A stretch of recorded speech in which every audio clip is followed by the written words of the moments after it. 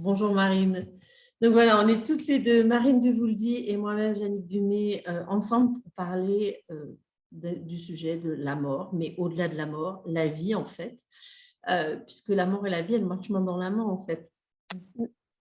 Donc, je vais te présenter. En fait, je ne connais pas exactement complètement toute ton activité. Je sais que tu es coach, que tu accompagnes, mais je ne sais pas exactement ta spécialité. Je vais juste me présenter comme ça. Après, je te laisse la parole, ça sera plus simple. Et pour expliquer aussi dans quel contexte je fais ces interviews et j'invite voilà, des parents, des frères, des sœurs à témoigner, en fait, des enfants aussi à témoigner de leur deuil. Pas pour qu'on s'apitoie, pas pour qu'on soit dans la désolation, pas pour que ce soit des conversations mortelles, mais que ce soit des conversations pleines de vie et de montrer aussi les parcours et comment, même quand on traverse des deuils voilà, de personnes très proches, on peut aussi, comme tu disais, on a eu une petite conversation tout à l'heure ensemble, mais rebondir de tout, en fait, on peut rebondir et l'important, en fait, c'est sûrement que ça donne encore plus de sens à nos vies. Donc voilà, donc moi du coup je suis mentor, healer, renaître du deuil, transcender le deuil. Ça fait depuis 2 ans en fait. Enfin non, ça fait depuis 1 an, mais ça fait 2 ans, ça va faire très bientôt, là le 7 août, ça va faire 2 ans que mon fils aîné est mort à 28 ans d'un cancer. Et donc j'étais déjà facilitatrice de possibilités de conscience, etc. Mais voilà, je me suis spécialisée dans le deuil, dans la renaissance, renaissance à sa puissance. Et puis, je suis aussi devenue canal de lumière et auteur. Donc, ça, c'est aussi nouveau. Par contre, je suis une éclabousseuse de vie et ça a toujours été en fait. Donc, voilà. Et dans ce cadre, j'ai invité Marine Duvouldy, donc, qui, elle, a traversé aussi plusieurs deuils. Donc, au départ, en fait, moi, je t'ai invitée pour que tu nous parles de, comme tu l'as dit avec tes mots, de donner naissance à un enfant sans vie. Et puis, voilà, tu m'as aussi parlé que, en fait, tu avais aussi vécu le deuil de tes deux parents. Donc, je te laisse te présenter, peut-être juste déjà présenter ton activité, puis après, on rentrera dans le vif du sujet. Ok, super. Bah déjà, merci pour cette interview. Merci d'ouvrir la parole sur ce sujet qui effectivement est parfois tabou ou parfois jugé comme lourd. Donc, je trouve ça vraiment génial. Et puis, j'adore cette expression éclabousseuse de vie. J'adore. Donc, moi, du coup, moi, c'est Marine Duvouldy, et j'accompagne les femmes entrepreneurs à développer leur activité et même plutôt, je les accompagne dans leur expansion vraiment professionnelle et personnelle, à combiner justement leur casquette à la fois de maman et d'entrepreneuse pour développer leur business sans sacrifier leur vie de famille. Voilà, cette notion est importante pour moi de dire qu'on n'est pas obligé de souffrir pour réussir, qu'on n'est pas obligé de sacrifier un pan de sa vie pour expanser dans un domaine. Donc voilà, et du coup, ça va faire 5 ans que j'entreprends maintenant et quasiment 2 ans que je suis vraiment sur cette branche des entrepreneuses. Donc, c'est 5 ans. Alors, je le dis parce que je vois qu'il y a quelques personnes, surtout si vous avez des questions, posez-les. Si vous avez des petits commentaires, mettez-les. Faites-nous un petit coucou, dites-nous d'où vous êtes. Voilà, ça nous fera plaisir aussi de nous sentir moins seules toutes les deux. Mais donc, tu parles de cette date de 5 ans que tu as commencé et que finalement, ça correspond à, donc, je te laisse parler donc, de Céleste. Oui, oui, oui, tout à fait, effectivement. Du coup, pardon, en janvier 2017, le 11 janvier 2017, en fait, j'ai accouché de notre première fille qui est née sans vie. Et c'est effectivement dans les mois qui ont suivi que j'ai quitté mon job, j'ai changé tout mon quotidien et c'est là que j'ai commencé à entreprendre. Et donc, Céleste, effectivement, c'était notre première fille. Et à 6 mois de grossesse, en fait, lors de la deuxième échographie, ils ont décelé qu'il y avait une anomalie. Donc, ils ont fait quelques recherches et ils se sont rendus compte que c'était un spina bifida. Et suite à ça, ils ont décidé, la maladie étant tellement développée, parce que visiblement, il y avait plusieurs stades, que du coup, cet enfant n'était pas viable ou alors qu'il allait vivre quelques jours dans d'atroces souffrances. Et du coup, ils ont décidé de faire une interruption médicale de grossesse. Donc voilà. Ouais. Donc, ça a été l'élément déclencheur. C'est ça, ouais. Oui, oui, complètement. En fait, quand j'avais 19 ans, donc mon père est décédé, tu le disais tout à l'heure, j'ai aussi perdu mes deux parents. Et suite au décès de mon père, ça a été vraiment un bouleversement complet. Là, pour le coup, c'était vraiment des émotions très, très fortes. Et je pense que pendant une dizaine d'années, alors bien sûr avec le temps, le temps justement a fait son travail, mais c'est comme si, j'étais devenue un peu l'ombre de moi-même, tu vois? Il y avait Ouais, plus de plaisir dans mon quotidien, j'étais vraiment en mode automatique, je subissais un peu ma vie, tu vois? C'était, alors bien sûr avec les années de moins en moins, mais quand même. Et en fait, c l'arrivée de Céleste, ça a vraiment ouvert quelque chose en moi. Alors il y a eu plein d'émotions, d'abord de l'injustice, de la colère, de la tristesse, de la culpabilité, mais il y a eu aussi ce truc qui est venu créer un déclencheur en mode: «OK, c'est fini maintenant, j'arrête de subir. J'arrête de subir, je reprends les rênes, je peux choisir en fait. Je peux choisir mon quotidien, je peux choisir mon job, je peux choisir, ce que je fais de ma vie», et c'est comme si il fallait que je trouve un sens à la non-venue de Céleste, et comme si du coup, le sens, je l'avais trouvé dans le fait de, bah, de reprendre ma vie en main quelque part. ouais, ouais. C'est souvent la mort qui nous, enfin, qui vient nous côtoyer de près, qui nous pousse à vivre encore plus, en fait. Oui, Alors complètement. parfois non, donc justement après ton père, tu m'as dit que c'était un décès Oui, brutal, aussi un accident, ouais. et que là, ben, parfois, voilà, on peut être tellement assommé et on n'a pas forcément peut-être les moyens à ce moment-là, et on n'est Mmh. peut-être pas prêt à ce moment-là en fait à rebondir, comme tu utilisais ce terme, et donc on peut rester, comme je dis, moi souvent, je dis c'est comme si on restait avec le choc et avec l'onde de choc, et du coup comme pétrifié, et donc dans un espace où on subit, où on survit, Mmh. et ou peut-être on se dit que la vie est trop dure, Mmh. alors qu'en fait, ben non, elle vaut la peine d'être vécue. Est-ce que ça a été quelque chose qui est venu tout de suite après, alors, je ne sais pas si on peut parler, du coup, est-ce qu'on parle de décès quand même? Oui, on parle de Alors décès. il y a C'est un peu plusieurs particulier. expressions. Ouais, c'est C'est un vrai que peu c'est particulier. Peut-être que tu peux en parler parce que c'est quand même intéressant. Et souvent aussi, enfin, je connais, enfin, j'ai une de mes sœurs, et puis j'ai aussi quelques amis à qui c'est arrivé aussi. Euh, Est-ce que tu peux juste parler en fait des termes, qu'est-ce qui est employé à mmh, ce moment-là? Parce que c'est vrai qu'il y a peut-être un vide, et il y a un vide qui pour certaines personnes ne permet peut-être pas, entre guillemets, de, alors moi je n'aime pas dire trop faire son deuil, mais en tout cas de vivre son deuil, parce que bah, parfois on ne te donne même pas la dépouille de l'enfant. Euh, Enfin voilà, il y a pas forcément de prénom qui est donné. mmh. Enfin moi j'ai même une amie à qui on, voilà, c'était à la poubelle, quoi, en fait. C'est vraiment, c'était un Ah petit oui. peu avant, c'était 5, je crois que c'était 4 mois. Enfin, voilà, il n'y a pas eu de. Mmh. Bon, c'était il y a quelques années, hein, donc peut-être ça a évolué dans ce sens-là, mais Mmh. peut-être que tu peux parler de ça, parce que je crois que c'est important, en fait.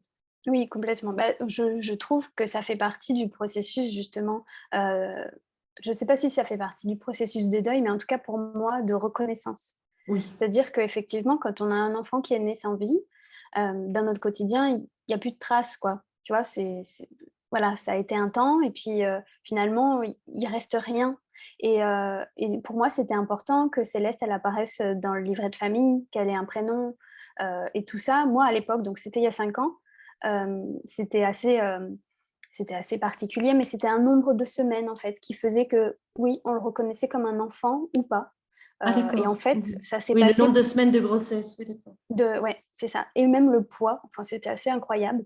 Je me souviens que c'était à trois jours près, en fait. À 3 jours près, elle serait pas, sur notre livret de famille, elle aurait pas eu de prénom et peut-être que je ne sais pas où elle aurait fini. Là, en Mhm. l'occurrence, on a pu s'occuper, de ses funérailles, on a pu lui donner un prénom, la mettre dans notre livret de famille, et c'était important pour nous de la reconnaître comme ça. Après, au niveau des termes, effectivement, il y en a plein. On parle d'enfants mort-nés, de nés sans vie, naissance sans vie, enfant non viable. Il y a plein de termes, ils sont tous plus moches les uns que les autres. Alors moi, mon «préféré» entre guillemets, si je devais choisir, ce serait, né sans vie, parce qu'il y a le mot «vie» dedans, tu vois? C'est Oui, mieux que oui, mort-né. oui. Mais quand je parle de Céleste et notamment de cette journée, du 11 janvier, il y a toujours cette hésitation de dire: «Tiens, est-ce que c'est le jour de sa naissance ou de sa mort?» En fait, bah, c'est les 2, quoi. Donc Ouais, ouais, c'est ouais, particulier. c'est assez particulier, c'est assez Mmh. particulier. Mais j'aime beaucoup, enfin moi j'aime bien, comme tu dis, naissance sans vie, parce qu'effectivement il y a ce mot vie en même temps, et c'est particulier ben, que ce soit effectivement le même jour, du coup il y a qu'une date anniversaire. C'est ça. Euh, Est-ce que, enfin voilà, et ce phénomène de ne pas avoir on va dire, de vécu, à part le vécu de la grossesse, mais de ne pas avoir de vécu physique, donc de ne pas avoir de photos, de ne pas avoir d'images, de ne pas avoir de, ouais, de souvenirs vécus à avoir avec toi. Comment est-ce que tu vis la relation avec Céleste maintenant, en fait? Alors, c'est vrai que c'est très différent d'un deuil, ou d'une perte, j'ai envie de dire, classique. C'est pas tellement le mot, Oui, mais dans le sens où effectivement, il n'y a pas de souvenirs. Alors, on a quelques souvenirs, on a pu la prendre dans nos bras, on a pu, voilà, la voir quelques minutes, quelques heures, même y aller d'accord. plusieurs jours. On a, à la maternité, il nous avait pris ses petites empreintes, donc tu Oh, vois, il y a quand ouais, même des ouais. traces. Donc ça, c'était aussi important. Mais c'est sûr que, ce qui reste après ça, c'est pas une émotion de tristesse comme j'ai pu connaître avec mon père ou avec ma mère, où là, il y a tout un tas de souvenirs. Tu sais, Mhm. moi, ce que je trouve le plus dur dans un deuil d'un proche, c'est pas tellement, les souvenirs du passé ou le manque de l'avenir, c'est tout le quotidien qui est complètement bouleversé. Enfin, je sais que moi, tu sais, j'étais incapable de mettre la table. J'étais là avec mes assiettes et puis je savais pas combien sortir d'assiettes parce que je disais: «Mais est-ce que je mets 4 assiettes? Parce qu'il va revenir». J'avais ce truc en moi: «Papa va revenir. Puis si je mets que 3 assiettes et qu'il rentre et qu'il y a pas 3 assiettes et puis si maman elle voit qu'il y a 4 assiettes, elle va dire: "Mais elle est complètement timbrée ma fille, il y aura plus jamais 4 assiettes à cette table"». Et tu vois, c'était des gestes comme ça du quotidien où tu repasses le linge et puis tu vois sa chemise et tu te dis: «Mais qu'est-ce que je fais? Ça sert à rien de la repasser». Et tu vois, tout ça, moi, c'était ça qui était vraiment très Ouais, dur et ouais. qu'on n'a pas du tout connu avec Céleste puisqu'il y avait rien. On avait commencé à acheter quelques petits trucs, tu vois? Son doudou, des petites choses, mais c'était complètement différent. Céleste, disons qu'il y a eu de la tristesse évidemment, mais il y a eu, beaucoup de culpabilité, Oui, de c'est pas ça dont être tu en me parlais. mesure, voilà, ouais, c'est ça, de pas être capable de donner la vie à son enfant. Et puis il y a eu aussi beaucoup d'émotions, très, bizarres du fait de en fait, le jour où ils nous ont annoncé qu'elle avait cette maladie, il s'est passé 16 jours entre le moment de l'annonce et le moment de sa naissance du coup. Et 16 jours pendant lesquels, bah, elle était dans mon ventre, tu vois? Et dans notre quotidien, rien n'avait changé. Elle, elle bougeait, tu vois? Et en fait, du coup, il y avait beaucoup de, j'ai eu 15 jours où je me disais: «Mais qui est dans mon ventre, en fait? C'est quoi? Qu'est-ce qui va se passer? Qu'est-ce qui va sortir de moi?» Tu sais, j'avais beaucoup de cauchemars où j'accouchais d'un alien, enfin des choses comme ça. Mhm, mhm, Et mhm. c'était vraiment, En l'acte plus, le de premier enfant. Ouais. en plus, le premier, oui, donc on ne sait pas du tout à quoi s'attendre déjà pour un accouchement pour le premier. Puis là, je me disais: «Mais quand elle va sortir, à quoi ça va ressembler? Est-ce que ça va être un bébé? Est-ce que ça va être quelque chose de monstrueux, et comment ça se passe?» Et enfin, j'avais vraiment beaucoup, beaucoup de questions et puis, voilà, c'était vraiment cet acte de donner vie à un être, décédé, quoi, qui était assez, bouleversante pour moi. Elle est morte longtemps avant l'accouchement? Alors, du coup, ils m'ont fait prendre un comprimé 2 jours avant, donc la date d'accouchement était prévue le mardi matin. Donc le dimanche soir, ils m'ont fait prendre un comprimé pour déclencher la grossesse et a priori, c'est ce comprimé qui a stoppé sa vie, dans mon Aussi. ventre, en fait. Mhm, mhm. Ouais, oui, donc c'est voilà, c'est quand même ouais, c'est particulier et effectivement cette période où tu ne sais pas en fait, qui est là. Et maintenant, aujourd'hui, tu dirais que qui est-elle maintenant? Est-ce que tu as une réponse à ça ou est-ce qu'il y a quelque chose d'autre qui est là maintenant? Oui, oui, oui. Alors en plus, à la base, ils nous avaient annoncé un petit garçon. Donc dès la première grossesse, dès la première écho, pardon, ils nous avaient annoncé un petit garçon, puis à la deuxième, ils nous annoncent: «Bah non, c'est une petite fille et puis en plus, elle va mourir, quoi». Donc il y a vraiment eu ce truc de qui est en moi. Et après, aujourd'hui, effectivement, alors je mets évidemment pas de visage sur Céleste, mais par contre, je sais que c'est voilà, c'est ma fille. Je vois quelque chose de très lumineux. Du coup, on a pu répandre ses cendres dans un endroit qu'on aime beaucoup avec Valentin. Donc on a quand même des petites attaches, tu vois? Par contre, c'est sûr qu'on la connaîtra jamais, on saura jamais à quoi elle ressemble, on ne saura jamais quel est son caractère, ce genre de choses. Et aujourd'hui, quand je vois mes enfants, régulièrement, je me dis: «Tiens», aujourd'hui, donc j'ai un petit garçon et une petite fille et puis quand je vois Constance, parfois je me dis: «Tiens, est-ce que Céleste aurait ressemblé à Constance ou peut-être à Léon?» Voilà, il y a toujours ces questions-là. Par contre, voilà, je l'imagine quelque part, je ne sais où, je vois quelque chose de très brillant et je sais qu'elle est avec nous, à sa façon. Ouais, comme une lumière. Alors, je t'invite, hein, parce que tu ne dois pas forcément. Bonjour, Florence, bonjour Caroline qui sont là avec nous.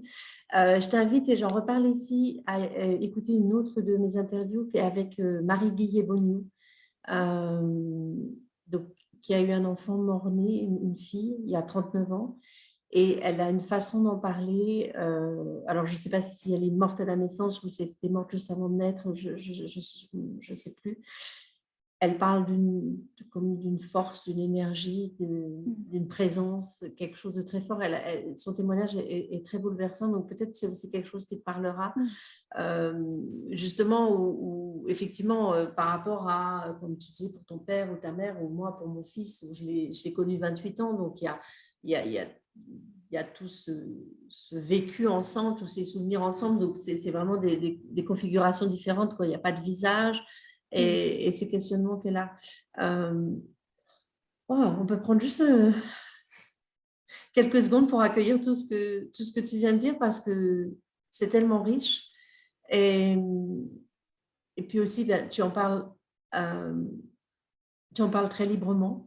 Et ça, je te remercie parce que c'est pas non plus donné à tout le monde. Et que tu as pu peut-être évacuer, en tout cas exprimer les émotions, c'est pas forcément les évacuer parce qu'elles peuvent rester là, elles peuvent revenir par moments, de façon à pouvoir vivre ça aussi avec de la légèreté et avec de la vie et être dans la vie avec ça. Et alors aussi aujourd'hui, je voulais que tu nous parles parce que en fait, dans quelques temps, tu as en fait choisi d'écrire un livre. Je vais te laisser en parler. En fait, Je te laisse dire le titre déjà parce qu'il est très beau. Oui. Le titre, donc, c'est Tu t'appelleras Céleste. Et en fait, assez vite, moi j'écris depuis toute petite. J'ai des tonnes de carnets, je ne sais pas quoi en faire d'ailleurs. Donc c'est vraiment quelque chose qui est dans mon quotidien très très présent. Et donc forcément, suite à ça, j'ai posé des mots dans mes carnets. Voilà, il fallait que, comme tu dis, quoi, exprimer les émotions, il fallait que je me mette à distance. Et donc au départ, c'était plus dans un élan de déposer ça, il y avait quand même cette phrase de un jour j'en ferai quelque chose. Parce que suite à l'annonce, en fait, dans les jours qui ont suivi, j'ai été à la FNAC ou je ne sais plus quelle librairie pour chercher un témoignage d'une femme qui avait vécu quelque chose de similaire et puis j'ai rien trouvé. Et ce jour-là, j'ai eu cette petite phrase qui est venue dans ma tête, bah, ma cocotte, ce sera à toi de l'écrire. Alors, il y avait déjà, tu vois, cette idée qui était là. Donc, dans un premier temps, j'ai juste déposé toutes ces émotions. Puis, j'ai laissé un peu en suspens. Et il y a un an maintenant, je dirais peut-être même un petit peu plus, j'ai une amie coach qui accompagne des auteurs qui m'a dit « Mais tu sais Marine, tu aurais un super livre à écrire ». Et là, ça a commencé à réveiller chez moi cette envie peut-être de faire quelque chose de ces mots que j'avais posés dans mes carnets. Et donc, j'ai commencé un processus d'écriture, mais au départ, en me disant « ce sera pour nous ». Ce sera vraiment...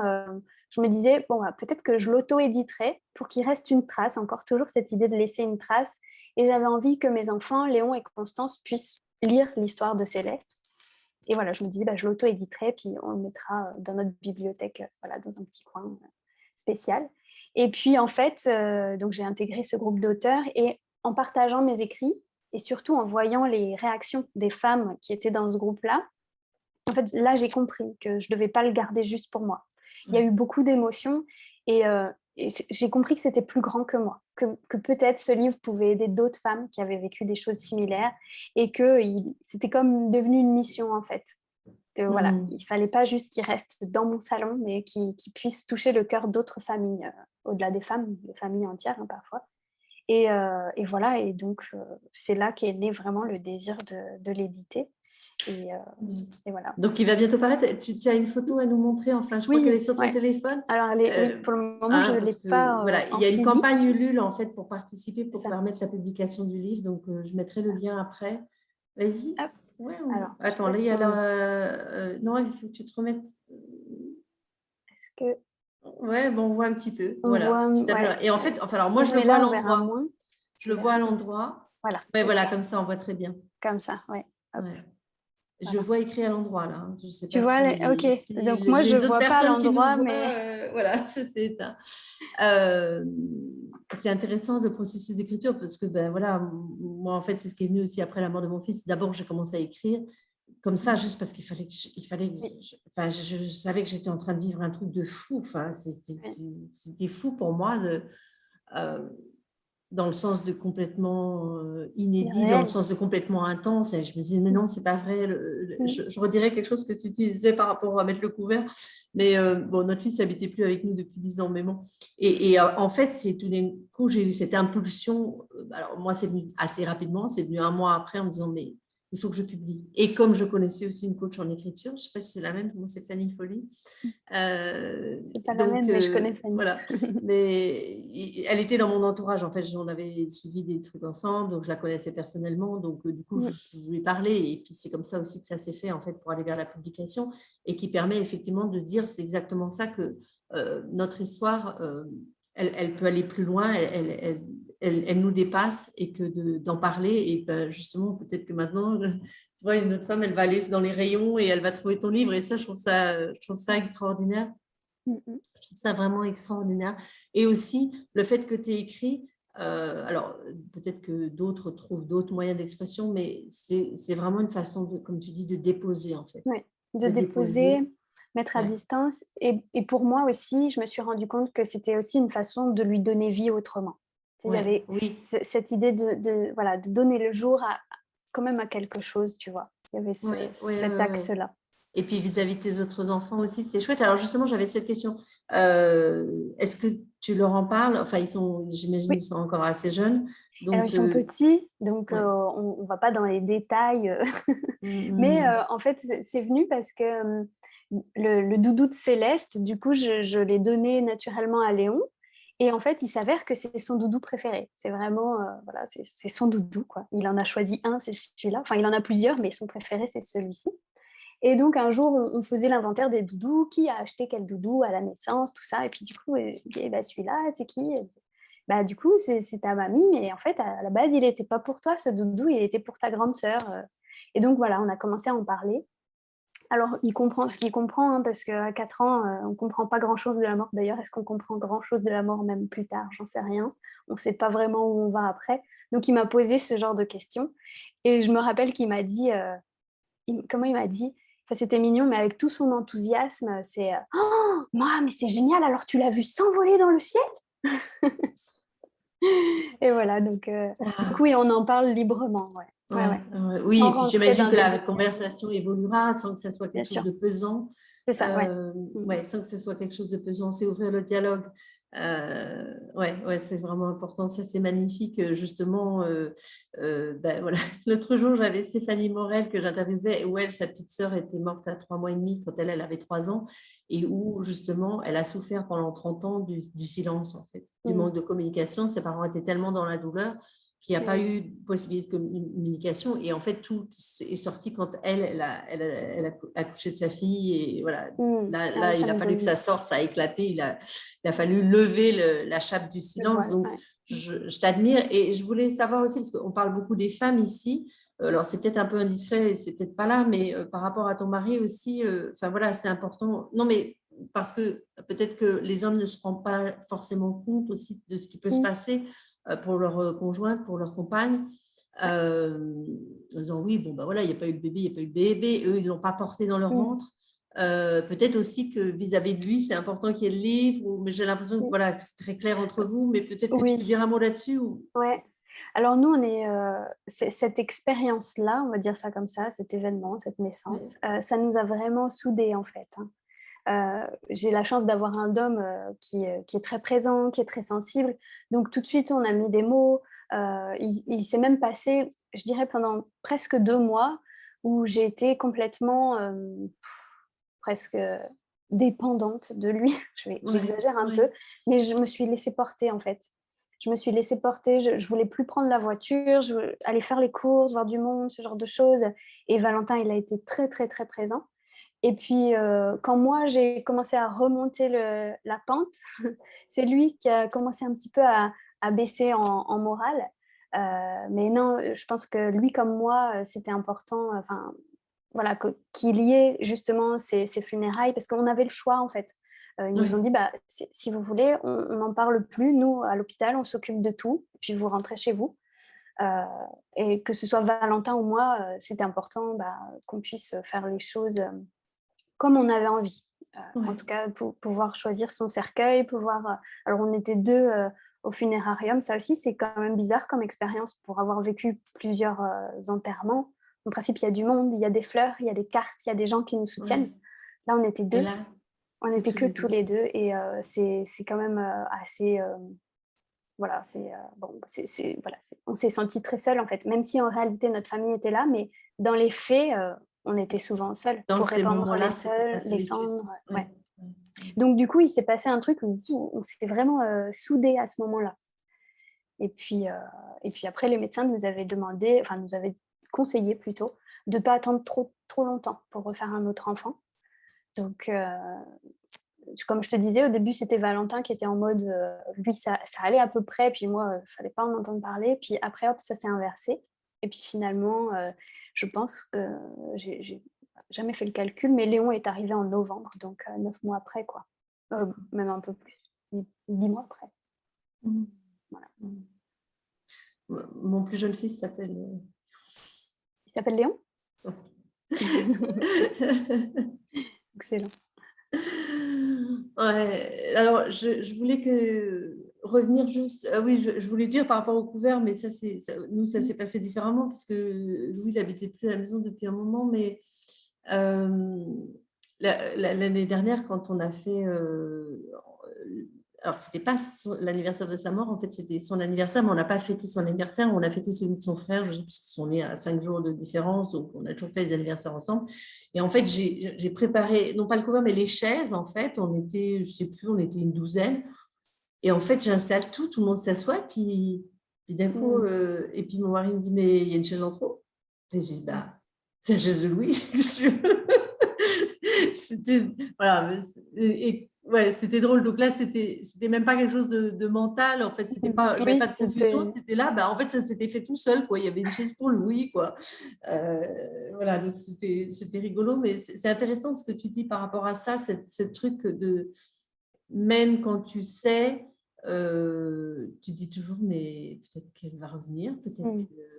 Ouais. Voilà, est-ce que c'est comme si, enfin, moi je sais que je n'arrive pas à imprimer ça dans de la durée, en fait. Oui, Et du coup, bah, ça m'oblige à vivre au présent, en fait, aussi. oui, oui, ouais, Voilà, ouais. être là dans le présent, qu'est-ce qui se passe, qu'est-ce qui est maintenant, en fait, et de savourer encore plus la vie.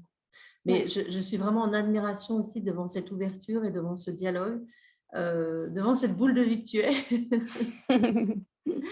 Et que voilà, et que tu prennes ça aussi comme un. Alors, est-ce que tu. Enfin, là, c'est peut-être moi qui interprète, mais est-ce que tu prends ça tu as dit, tu as utilisé le mot déclencheur, j'allais dire presque comme un cadeau. Quelque part, oui. Alors, sur le moment, non, pas du tout, évidemment. Mais aujourd'hui, avec le recul, oui. En tout cas, c'est cet événement-là qui m'a permis, comme je te disais, de reprendre les rênes, de passer en mode actrice, de ne plus subir. C'est ça qui m'a donné la force de monter mon entreprise et aussi, je pense, de pouvoir accompagner ma mère sur ces derniers jours parce que du coup, 6 mois après, c'est ma mère qui est partie d'un cancer. Et je ne comprenais pas pourquoi Céleste n'était pas venue. Et quelque part, je me dis, mais si Céleste était née, j'aurais jamais pu accompagner ma mère, faire les Mmh. allers-retours toutes les semaines à l'hôpital avec un bébé. Ça n'aurait pas été possible. Et c'est comme s'il n'y avait pas de la place pour les deux en même temps, quoi. Je l'ai vraiment vécu comme ça. Et, euh, et voilà, donc oui, ça a été quelque part, aujourd'hui, je peux le dire, oui, ça a été un cadeau. Ouais. Ouais, ouais. Mmh. Ouais, et alors, peut-être je vais te laisser le mot de la fin, là. Ouais, on est à une demi-heure, sauf que je regarde, mais je ne vois pas de questions particulières.